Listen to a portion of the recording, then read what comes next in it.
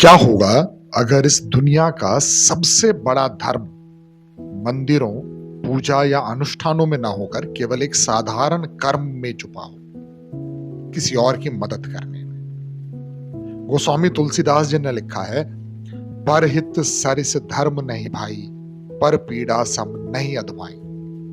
दूसरों की मदद करना सबसे बड़ा धर्म है और किसी को कष्ट पहुंचाना सबसे बड़ा पाप। पर इसका असली अर्थ क्या है और प्रेम व करुणा का बंधन कितना नाजुक है, आइए आपको सुनाते हैं एक अमर कथा हस्तिनापुर के चंद्रवंशी राजा शिबी की, जो आज भी हमें राह दिखाती है।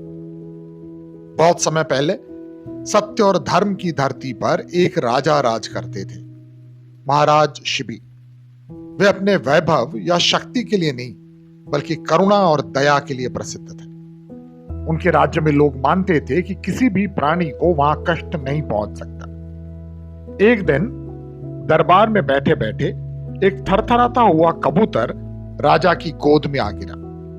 उसके पीछे पीछे एक बाज आया और बोला, यह मेरा शिकार है, मुझे इसे दे दो, यही मेरा भोजन है। राजा दुविधा में पड़ गए। वे कबूतर की रक्षा करें और बाज के अधिकार को ठुकराएं, या बाज को कबूतर सौंप कर अपनी करुणा से मुंह मोड़ ले।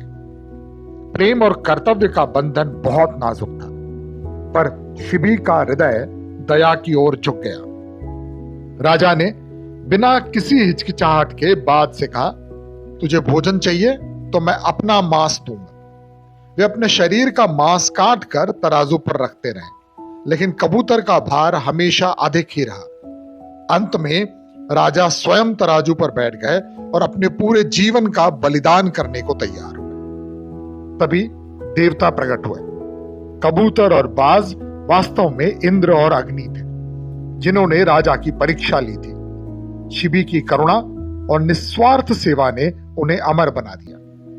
देवताओं ने आशीर्वाद दिया कि राजा शिबी का नाम सदा सदा के लिए अमर रहेगा, और उनकी निस्वार्थ सेवा ने साबित किया कि सच्चा धर्म दूसरों की रक्षा करने और उनके लिए जीने में है। यह प्राचीन कथा हमें गहरा सत्य सिखाती है, मानव की सेवा ही ईश्वर सेवा है। जब भी आप किसी की मदद करते हैं, आप ईश्वर को छूते हैं, और जब भी आप किसी को पीड़ा देते हैं, आप अपने धर्म से दूर हो जाते हैं। स्वामी विवेकानंद ने कहा था, जो दूसरों के लिए जीते हैं वही सचमुच जीते हैं।